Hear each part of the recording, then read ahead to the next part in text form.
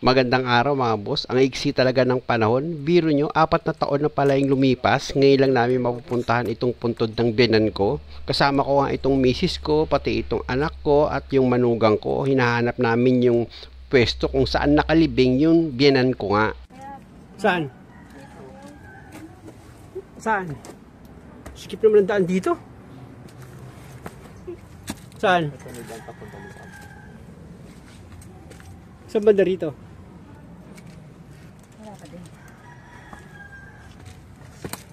Gabi na tayo, kanina pa tayo ikot-ikot dito Kalahating oras na ata kami nag-iikot dito mga boss, hindi pa namin nakikita yung puntod ng biyanan ko Ang style pa naman ng sementeryo dito mga boss, parang bundok. Aakit ka talaga, ang taas.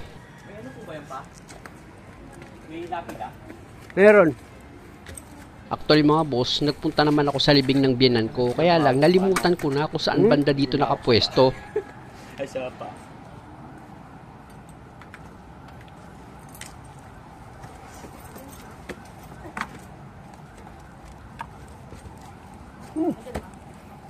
Saan banda rito? Halos nandito na kami sa tuktok, hindi pa namin makita kung saang apartment nakapwesto yung biyanan kong lalaki. Wini-waste namin mga boss, kaya lang wala atang permanent address dito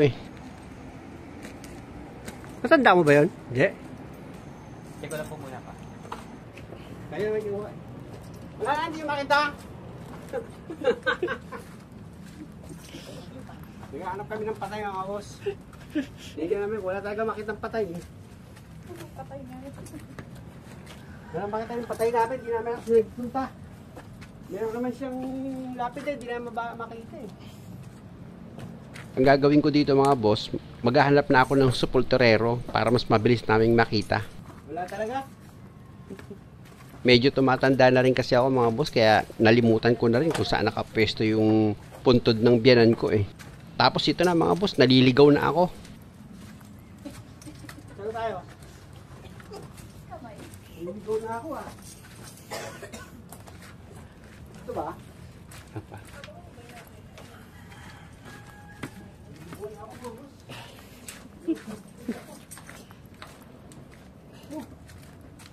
Sarado.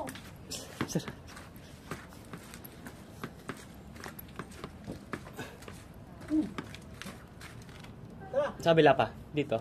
Wala sarado.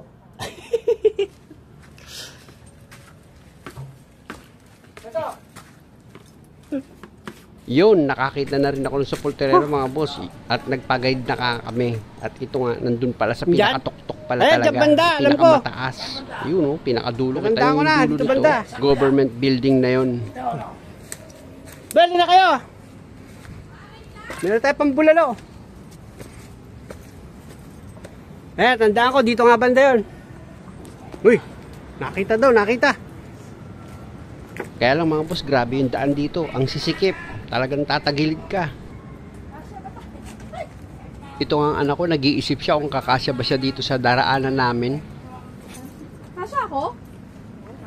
Oo naman. Ay, kwan lang naman yan Dicho lang naman yung tatawiran mo Siniksik na. Pakikiraan mga boss. Kikiraan. Ito na mga boss, sa haba-haba ng nilakad namin, umabot kami ng 1 oras kakahanap. Buti na lang may sepulturero, andito lang naman pala nakatago. Ayan pinasulatan ko nga ng pentel pen yung pangalan niya para mabilis makita. Ito yung sinasabi ko mga boss na darating yung araw, magpapahinga tayo. Kaya paano na lang kung wala kang itinanim na mabuti sa kapwa mo? Nakakasiguro ka ba na maganda yung pupuntahan mo? Tandaan nyo sa buhay, walang repeat. Wala din siyang rewind. Na kung ano yung itinanim mo sa kapwa mo, ginawan mo siya ng mabuti or ginawa mo siya ng masama, hahatulan tayo ng Diyos ayon sa ating mga ginawa. At doon sa nabubuhay galing sa panlalamang, tignan mo yung higaan mo na darating, diba? Tandaan mo, hindi mo madadala yung mga kinulibat mo. Iiwan mo man yan sa pamilya mo, sila pa rin na magsasuffer nun. Sabi ng Diyos yun Walang kwenta yung galing sa masama di ibig sabihin kahit iwanan mo yung maraming pera mo sa pamilya mo, di wala din. Pag-aaway-awayan lang din nila yun.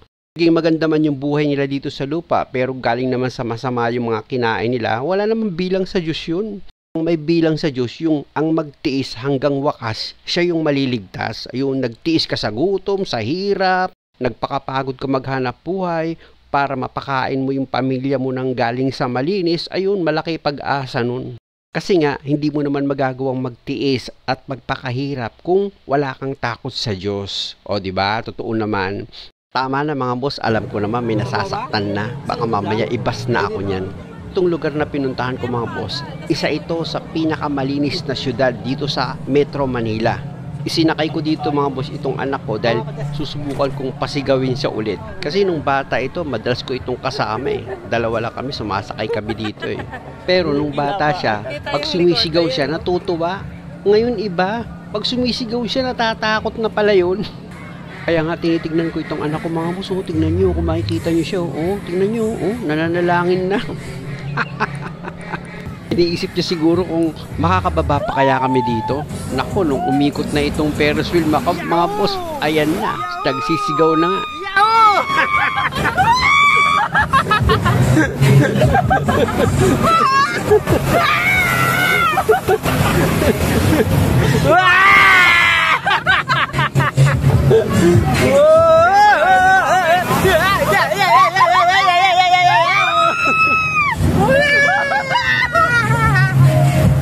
Ano kaya yun? Ang bagal!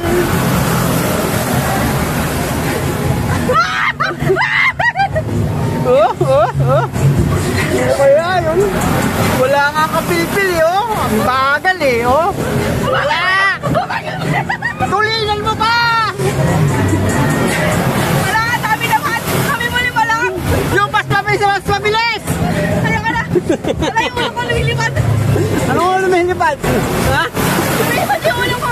Boss, sinakay ko tong anak ko dati. Kasi madalas kami dalawa sumasakay nito eh. Oo, ngayon. Sinakay ko ulit siya. Yun, nakapikit na. Okay lang lumaki. Matala nung bata eh. Sumisigaw-sigaw pa eh. Tuwa-tuwa eh. Oo, ano? Ano? Paano ka lang ngayon? Nahilo na ako. Okay lang ikot ko. Wala eh. Oo. Bagal-bagal eh. Oh! Oh, ano? Sabi, Ay, nung bata ka, di ka na hihili sa ganito eh. Ayun na. Suka na. Oh, ano? Suka na. Aba, matagal din itong sinakyan namin na rides mga boss. Umabot di siya ng 6 minutes. Kaya pala itong anak ko gusto nang bumaba dahil nga sa nahihilo na siya at nasusuka. Mabuti na lang at patapos na rin pala. Ito nga mga boss, kung makikita nyo, pababa na kami dito sa Ferris wheel. Sumobra tayo, sumobra. Oo ba? Oh, ayun na, okay na. Wala, nahilo, nahilo.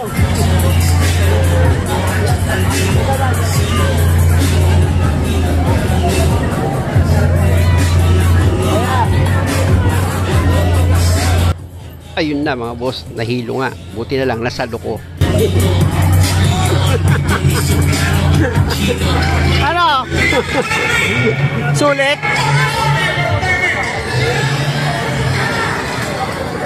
After namin sumakay dito sa Ferris wheel, punta naman kami sa firing mga boss. Susubukan ko kung uubra pa tong kamay ko.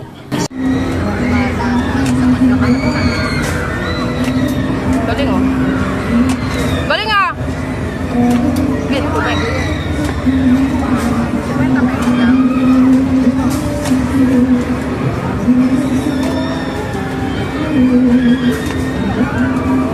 Dito ko napansin mga boss na medyo dispalinghado na pala itong kamay ko pag bumira. Magaan kasi mga boss, unang-una. Malaki talaga yung pagkakaiba nila sa totoo. Susubok ulit ako mga boss. Medyo sisipatin ko ng maayos mga boss para makatama.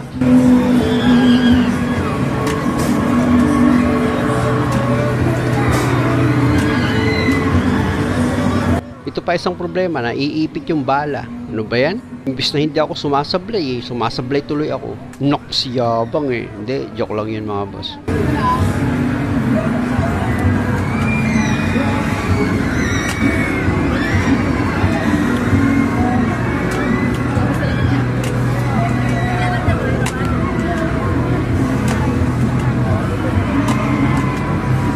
Yun lang, wala na palang bala. Pero kahit papano, meron naman pala akong tinamaan at meron naman pala akong premyo. Yun. Dalawang banat ang ginawa ko mga boss di ba? Siyempre dapat dalawa premyo niyan. At ito na nga yung tumanggap, yung anak kong panganay. Yung dalawang anak ko mga boss di nakasama kasi may trabaho sila ngayon. Itong panganay ko, nakalib siya ngayon. Ito yung yung panganay kong anak.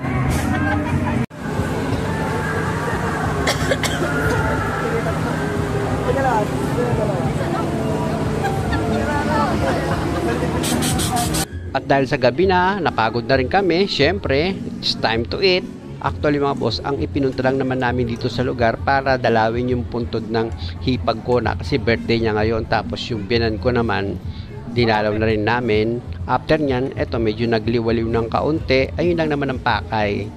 At muli mga boss, maraming salamat sa panonood, lalo sa mga subscriber ko na totoo. Sana pagpalain kayo ng Diyos kasama ang inyong pamilya. At sa mga viewers, sana kung okay lang na hindi pa naman kayo nakasubscribe, pasubscribe naman itong channel ko. Maraming salamat ulit. God bless everyone.